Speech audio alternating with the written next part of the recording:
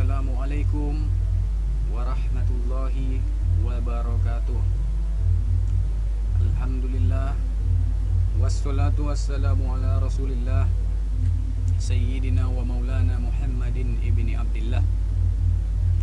Asyhadu an la ilaha illallah wa anna Muhammadan abduhu wa rasuluh, la nabiyya ba'dah. Puja dan rasa syukur kita mari senantiasa kita panjatkan kehadirat Allah Subhanahu wa taala, yang mana pada kesempatan ini Allah Subhanahu wa taala, Tuhan yang Maha Esa, masih memberikan kita begitu banyak nikmat, antara lain nikmat kesehatan, kesempatan dan keselamatan. Nah, sehingga kita bisa kembali melanjutkan studi kita, kembali melanjutkan pembelajaran kita, yaitu pada cerita hikayat. Salawat dan salam mari senantiasa kita panjatkan kepada junjungan kita Nabi besar Muhammad sallallahu alaihi wasallam dengan lafaz Allahumma sholli ala Muhammad wa ala ali Muhammad. Pada pembelajaran kali ini kita kembali melanjutkan studi kita, yaitu mengenai cerita hikayat. Pada zaman dahulu hikayat ini sangat digemar-gemari. Namun seiring waktu, seiring perkembangan zaman, banyaknya sekarang anak-anak kita perhatikan yang sangat kurang minatnya dalam belajar tentang hikayat. Apalagi kita perhatikan sekarang game online sangat meresahkan, sehingga banyak di antara kita, anak-anak kita, yang membuang-buang waktu begitu saja dalam hal yang tidak bermanfaat tersebut. Nah, semoga nantinya pembelajaran ini bermanfaat bagi kita. Nah, jadi di sini kita akan sedikit membahas cerita hikayat. Nah, ini kita perhatikan. Nah, sebelum kita memasuki cerita hikayat, kita harus tahu di mana posisi dari hikayat itu pada suatu karya sastra. Nah, karya sastra itu merupakan suatu yang diciptakan oleh seseorang. Nah, itu dengan bahasa yang komunikatif ataupun dengan bahasa yang mudah dipahami untuk tujuan estetika. Nah, tujuan dari karya sastra itu merupakan estetika, memperoleh nilai keindahan. Semua karya sastra itu merupakan keindahan. Nah, itu dia tujuan dari karya sastra. Nah, pada umumnya karya sastra itu terbagi atas 3 bagian. Nah, di sini bisa kita saksikan langsung anak-anak kami. Yang pertama ada drama, yang kedua ada prosa, yang ketiga ada puisi. Nah, nanti cerita hikayat itu akan masuk di antara 3 karya sastra ini. Namun sebelum kita memasuki ke sana, kita bahas dulu satu persatu langkah lebih baiknya agar anak-anak kami lebih paham ataupun lebih banyak tahu tentang karya sastra ini, yang 3 bagian ini ya. Baik, yang pertama di sini ada drama.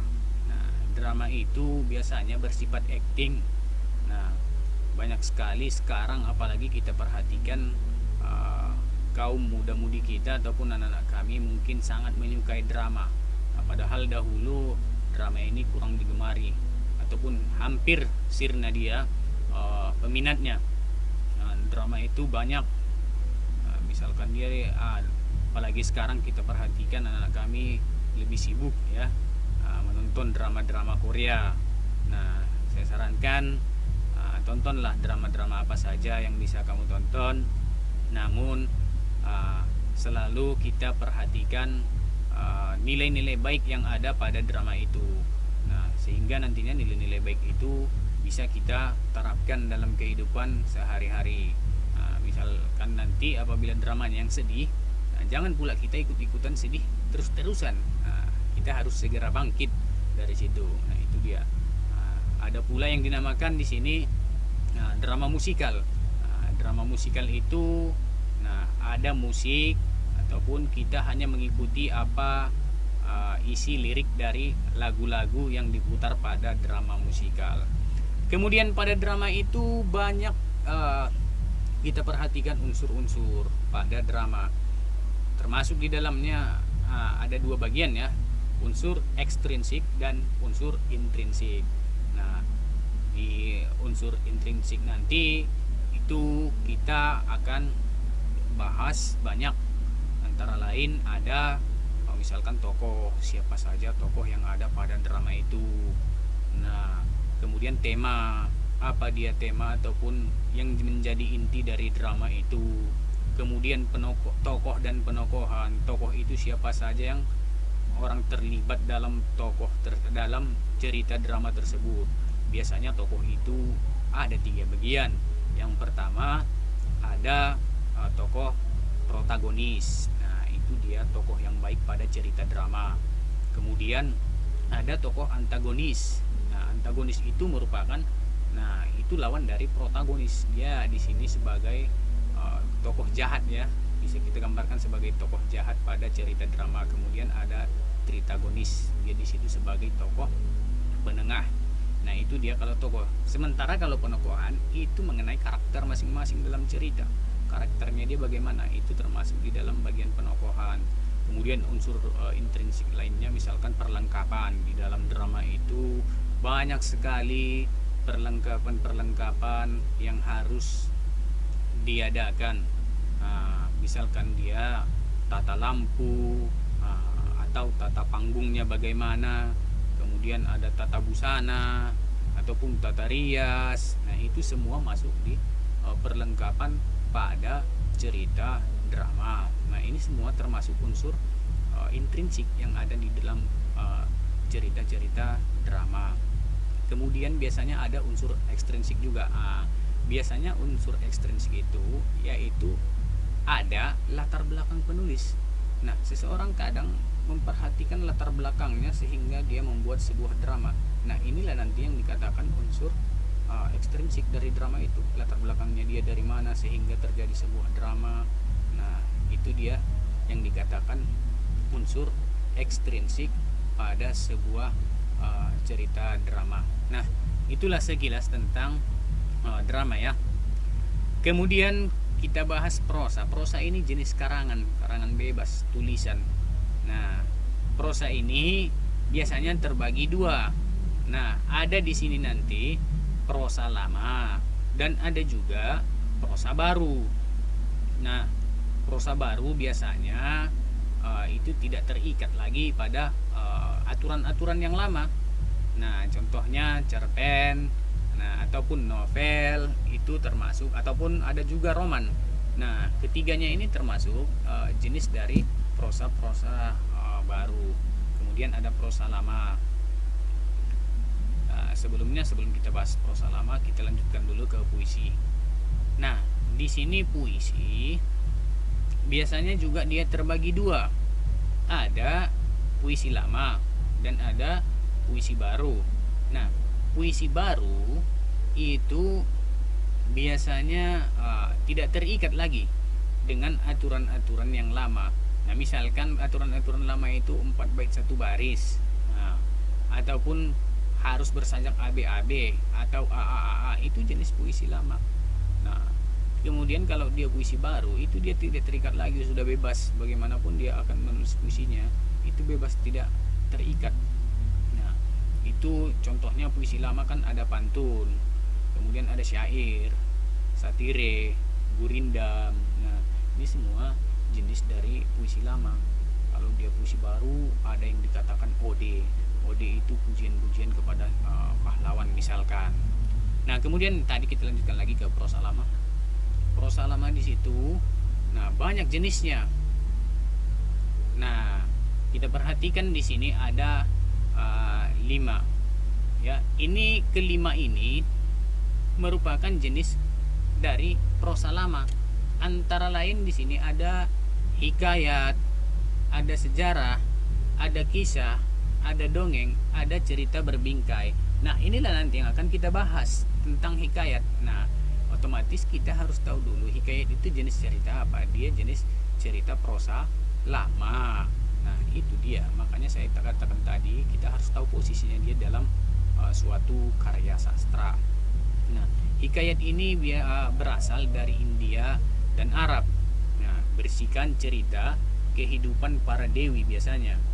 Nah, ataupun para pangeran, putri kerajaan, serta raja yang memiliki kekuatan gaib, kesaktian misalkan, dan kekuatan yang biasa dimiliki seseorang yang diceritakan dalam hikayat. Kadang tidak masuk akal, namun dalam hikayat banyak mengambil tokoh-tokoh dalam sejarah. Nah, contohnya hikayat Hang Tua, Kabayan, Si Pitung, hikayat Si Miskin, dan lain-lain. Nah, itu dia sepintas tentang hikayat. Kemudian ada sejarah. Sejarah itu sering dikatakan tambo, atau istilah lainnya itu tambo. Ini boleh kita catatkan, sejarah ataupun tambo. Nah, adalah salah satu bentuk prosa lama. Ini juga merupakan prosa lama yang isi ceritanya diambil dari cerita sejarah. Nah, sejarah yang berisikan misalkan silsilah raja-raja ditulis oleh para sastrawan lama.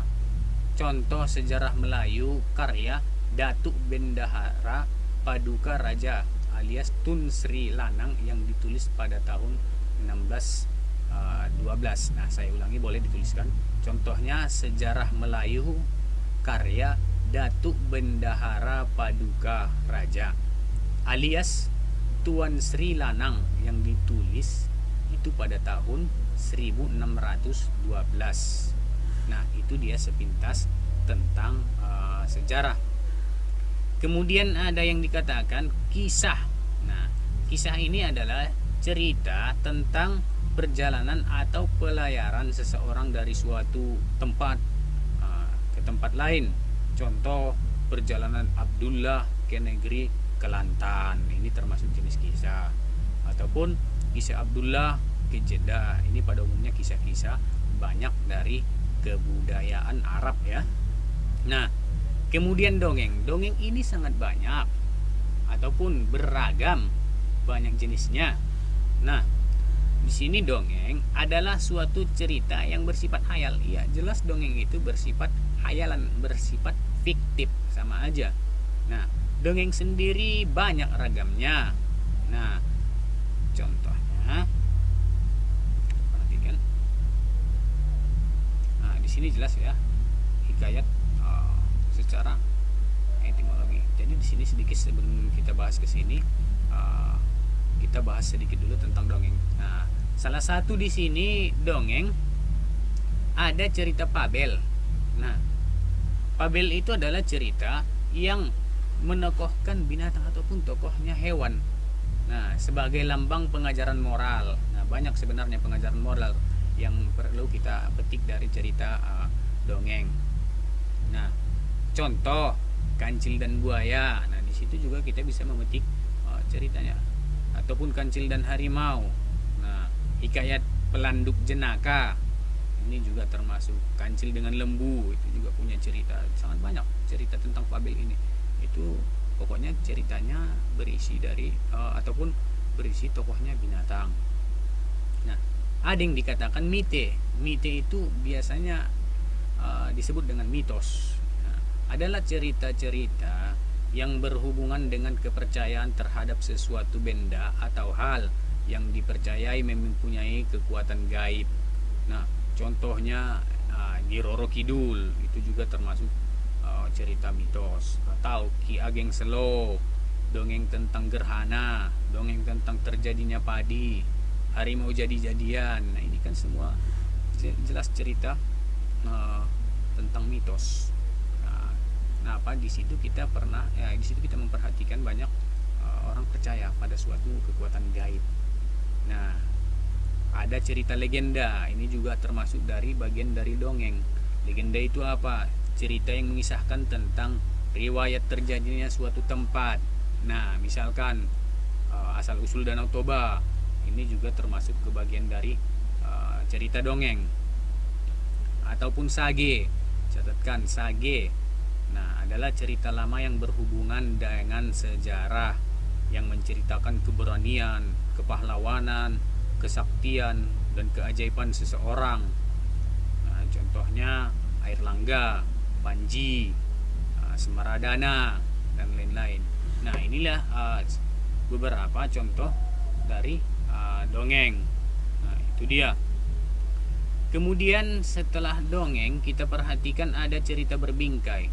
Cerita berbingkai ini adalah cerita yang di dalamnya terdapat cerita lain juga. Nah, yang dituturkan oleh pelaku-pelakunya. Contoh 1001 Malam. Ini kisah dari si Sinbad ya. Kalau kita perhatikan Sinbad 1001 Malam. Nah, itu dia. Nah, kemudian kita lanjutkan.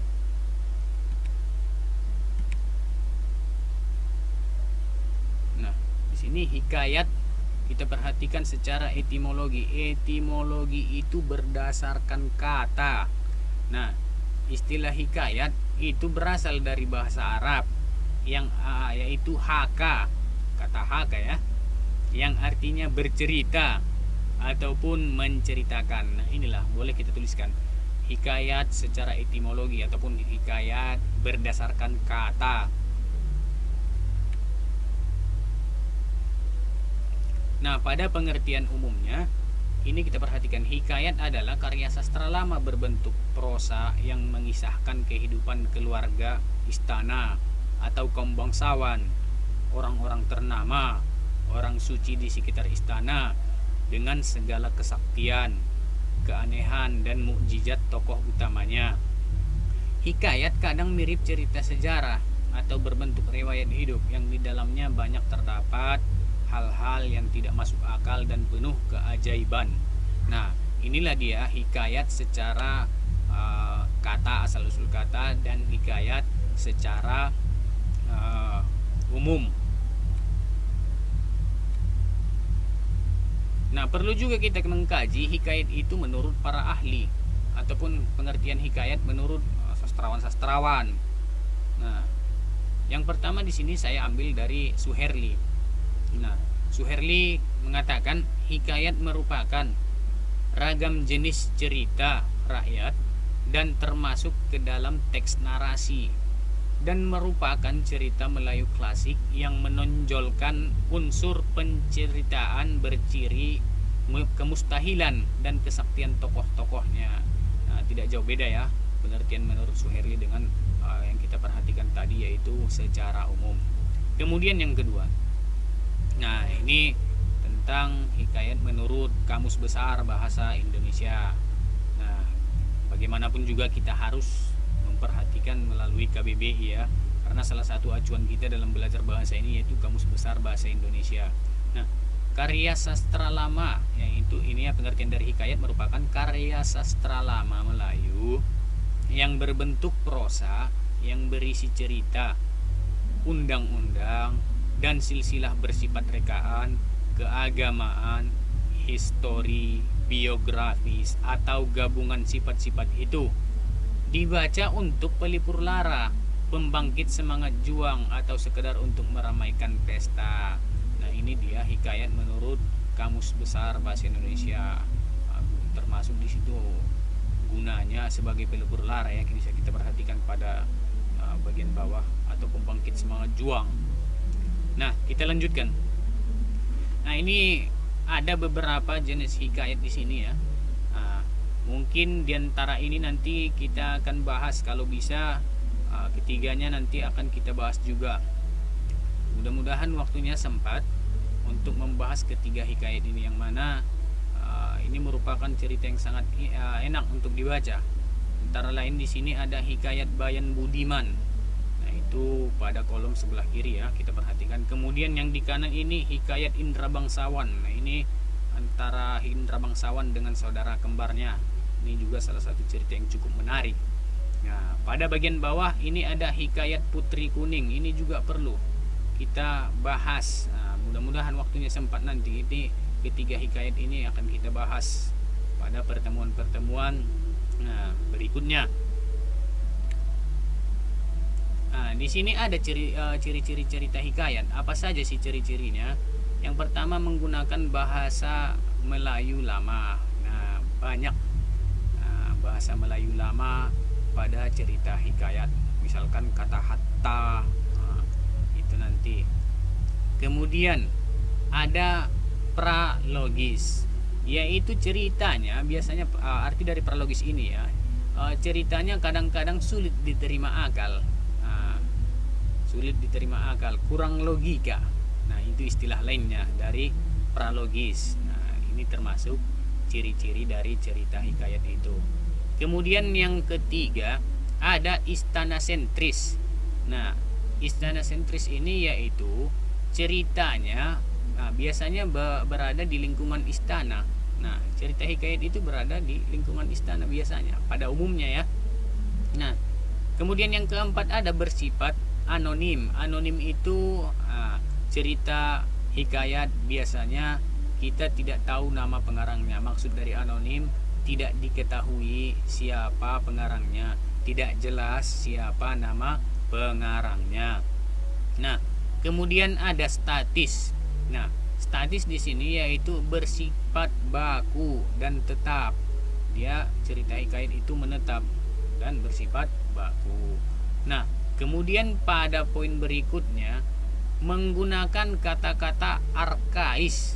Nah, arkais maksudnya di sini yaitu kata-kata yang sekarang tidak lazim digunakan ataupun jarang digunakan kata-kata itu. Ini maksudnya dari menggunakan kata-kata arkais. Nah, misalnya sebermula. Sebermula ini merupakan kata yang sekarang tidak dipakai lagi ya, ataupun jarang dipakai. Nah, itu dia. Kemudian kata hatta. Hatta biasanya artinya setelah itu. Tapi dalam cerita hikayat itu sering kata hatta. Misalkan hatta beberapa lama, itu maksudnya setelah beberapa lama. Nah, itu termasuk kata arkais. Mungkin ini ciri-ciri dari cerita hikayat. Bisa kita perhatikan ada 2, 4, 6 ya, 6 bagian di sini. Boleh kita catatkan juga sehingga nantinya ada untuk kita baca ataupun untuk pegangan kita. Nah, itu dia. Iya, mungkin sampai di sini dulu sepintas tentang cerita hikayat yang telah saya paparkan tadi, yang mana kita belum memasuki secara mendalam. Di sini masih sampulnya saja, yaitu pengertian dari hikayat, ataupun di sini ada ciri-ciri cerita hikayat, kemudian posisi hikayat dalam sebuah karya sastra. Nah, ini masih sedikit yang kita bahas. Mungkin pada pertemuan-pertemuan berikutnya kita akan membahas lagi masih seputar tentang cerita hikayat. Masih banyak lagi yang harus kita bahas di cerita ini. Nah, bila ada yang kurang jelas, boleh ditanyakan langsung kepada Bapak atau melalui kolom komentar di channel YouTube kita, OSIS SMK Swasta Teruna Padang Sidempuan. Nah, yang mana pada memberikan komentar itu selalu saya sarankan berikan komentar yang mendukung, berikan komentar yang positif, sehingga nantinya referensi ataupun komentar-komentar positif itu bisa kita jadikan referensi, bisa kita jadikan acuan. Nah, untuk pembelajaran berikutnya yang lebih baik lagi. Semoga pembelajaran ini bermanfaat untuk kita semua pada umumnya, dan bermanfaat kepada anak-anak kami pada khususnya. Nah, akhir kata, billahi fisabilil haq fastabiqul khairat. Mari kita senantiasa berlomba-lomba memperoleh kebaikan. Assalamualaikum warahmatullahi wabarakatuh.